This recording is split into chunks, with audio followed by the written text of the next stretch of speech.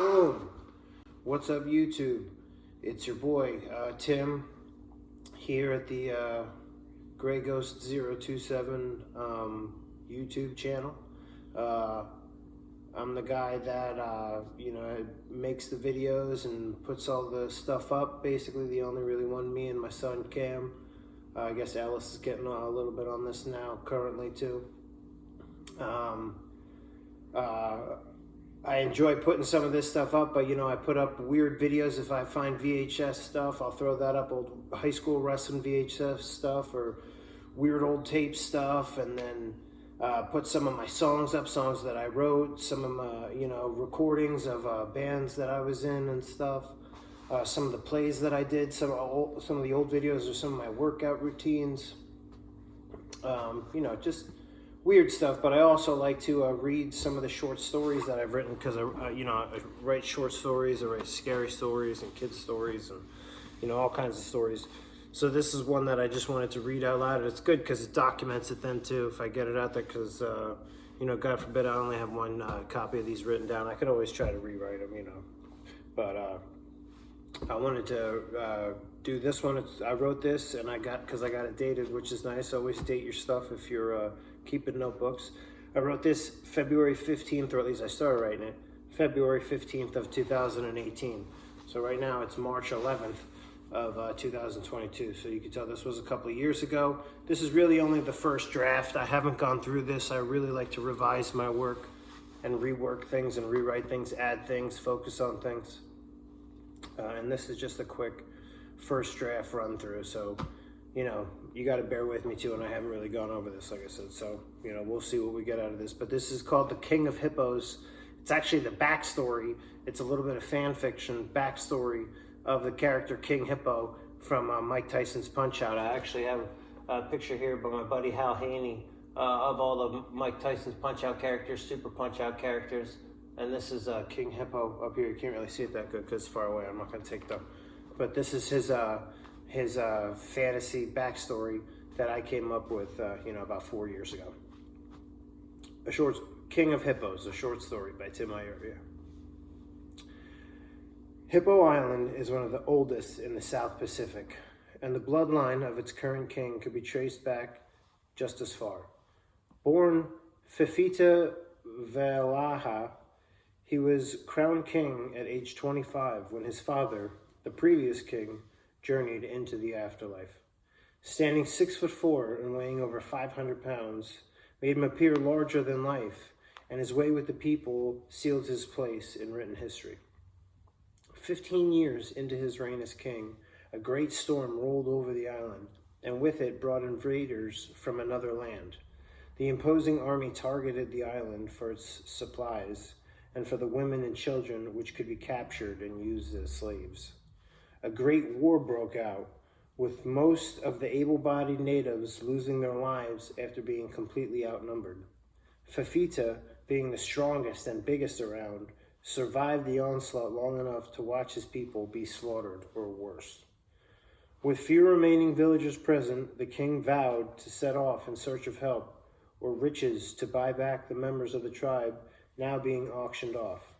America was the only logical choice, and though his islanders rarely traveled there, the tales of dreams coming true there were well known.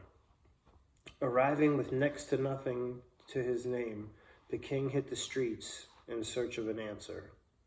After encountering most of the local underground in this new world of New York City, Fifita was directed to the operators of underground fighting organizations.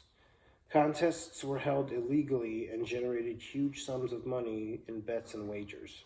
The king fought his way through all the top competition in these rackets and made all the money he could before an actual boxing trainer offered to attempt to turn him pro. Soon, the monstrous warrior went from sleeping in alleys to living at his gym and boxing 7 days a week. Due to his promising future, Fifita was allowed to stay rent-free and was also given free lessons pending the fact he would clean the gym as payment. Such a thing seemed ghastly to a king, but he agreed to do so for the good of his people. when his training seemed to bring him where he needed to be, and after knocking out quite a few sparring partners, the next logical step was an amateur debut. After compiling an amateur record, 20-0 with 20 KOs, all the while still sending whatever money he could home to his island, Fifita challenged for the local amateur title, the first step at turning professional. The amateur champion at the time was out of the Bronx, New York, trained by the legendary Doc Lewis. Little Mac, as he was known, real name Joseph Macaluso, was 17 years old and somewhat of a prodigy. In the title fight, Mac's inexperience was put on trial, and the King's seemingly outrageous size advantage was too much of a factor. The King's hand was raised, and with his crown upon his head, he was proclaimed new amateur boxing heavyweight champion. Prize fighting would be the next step and first step towards reclaiming his land and his people. With new and proper management and representation, King Hippo, as he was now called, was able to steamroll through his first 15 pro opponents, recording 15 knockouts. Most of the prize money he acquired, he sent as relief to his island, with the King living a very meek and hard life in the land of dreams. The number one contendership could be awarded to no other, and once again he found himself in another heavyweight title fight. With so much money at stake and with so many still needing help, King Fifita knew he could not lose. One night after leaving his boxing gym, Fifita was attacked by a group of men discovered to be led by the current heavyweight champion, Vladimir Volkanov, aka Bald Bull. The King was stabbed in the stomach and suffered a severe injury. The fight was 3 weeks away, and King Hippo decided to still fight. Needless to say, the title match did not go his way. With a wound still visibly bleeding through a bandage, Fifita was knocked unconscious in the final round, thanks to a thunderous rushing body blow from the champ. Defeated, the King decided to fully heal from his wounds before fighting again. Unfortunately, this was not to be the case.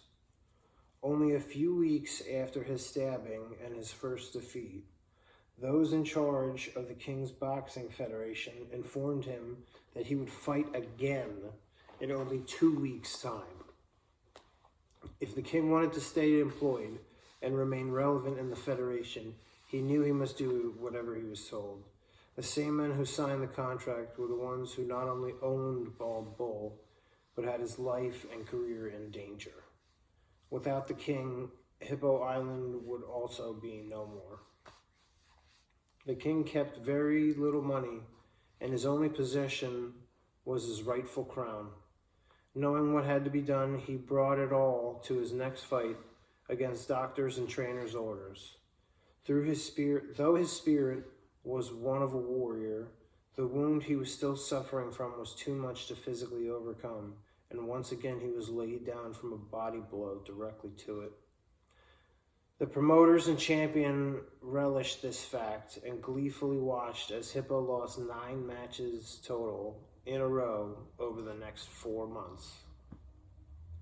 Around the time of his 9th loss, again mainly due to the nagging injury, his wound began to bother him. His wound began to bother him less and less. The money he was making was successfully bringing his people out of slavery and back home, and providing things like health care to the island. With a record of 15-9, though, big money fights were hard to come by, as he was seen as a journeyman. In what was finally a stroke of good luck, an opponent for number 3 ranked Piston Hondo was injured before their big fight. Fifita was the only fighter willing to accept on short notice, and the management told him it would be his last should he lose. and the management told him it would be his last should he lose. Sorry, I had to go run and get lunch with my wife. Honda was another former amateur champion and was undefeated at the time, surely on his way to a title shot. Those in charge backed him and had their eyes on a big money title fight one day between Honda and Bald Bull. Honda scoffed at the idea of having to fight Hippo and considered it an easy day at the office. While he was underestimating the king, he let his guard down and was promptly knocked unconscious by a thunderous blow his trainers referred to as the open mouth overhead. Being thrust into title contention in a single fight against the promoter's wishes, King Hippo soon became a media darling.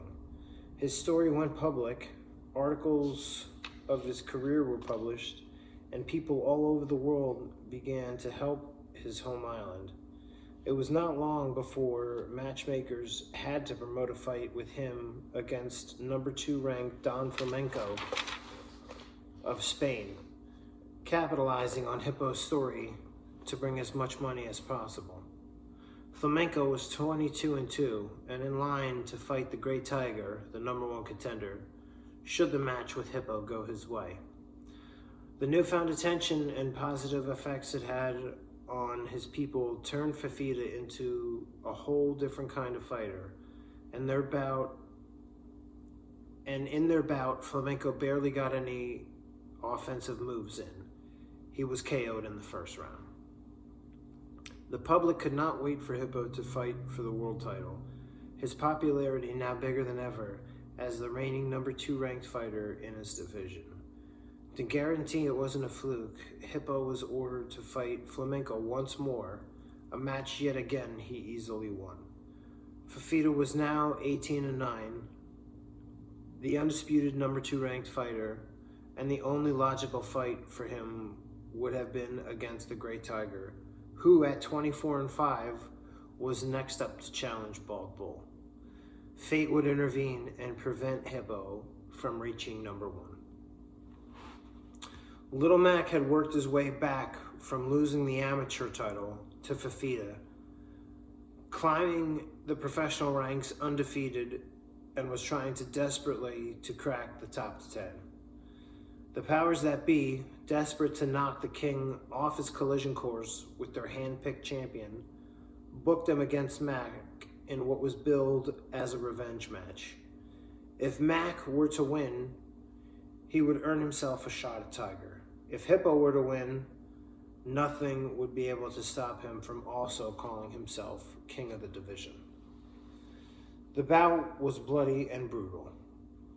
Mac had learned of Fifita's weakened stomach and threw plenty of punches to his advantage. The king knocked Mac to the floor in numerous rounds as it became more and more apparent someone wasn't lasting the entire fight. Due to the weight loss from the injury and his training regimen, Fifita's shorts nearly fell off on one occasion. After a thunderous right to the jaw, followed by a combo to the midsection in the final round, Fifita collapsed against the ropes and was counted out. The loss was tremendous to Hippo, both mentally and physically, and he wouldn't recover in either way. Now with a record of 18-10 and knocked out of the top 10, the attention he was receiving vanished. His body weakened, and training soon became apparently out of the question. Feeling like he had given all the fight he had in hopes of helping his people, Fifita decided to head home, reclaim his throne, and recover. Upon returning back to his home island, he was pleased to find things were on their way to becoming back to normal. Every woman and child was returned to their village, crops were plentiful, and spirits were higher than they had ever been. The hope he had given his people in fighting the battle he did, on top of the money he earned for doing it, had brought his people back from the ashes. Little Mac, newly crowned number 2 contender, would go on to beat Great Tiger for the number 1 spot, but also would go on to beat Great Tiger for the #1 spot, but also Bald Bull for the world title. He would not only beat Great Tiger for the #1 spot, but also Bald Bull for the world title. Mac would become the poster boy of boxing for his era and would go on to have numerous dream fights. King Hippo lived out his days as a peaceful man. The reputation he had earned on his journey made other tribes fear and respect him. Fighting was something he wished to leave behind. The end. So that's a little backstory to King Hippo and a little post story of what happens after he gets knocked out by Little Mac in the Nintendo version of Punch-Out. And I guess he comes back maybe in the Wii version, or he's not in the Super Nintendo version. And I don't think they have a Nintendo 64 version of Punch-Out. It just goes to Wii maybe? Not sure. Could have researched that, should have researched that, but I didn't. Thank you for listening. Again, that's you don't want to call it a children's story maybe because there's violence in it, but it's more of a, non-fiction, or no, that's fiction, my bad. Fiction, backstories. I like characters' backstories. I'm interested in that kind of stuff, so I like writing that kind of stuff. And maybe I'll do some more stories sometime soon. Thanks for listening. Support your local library. And write something down, you dingus.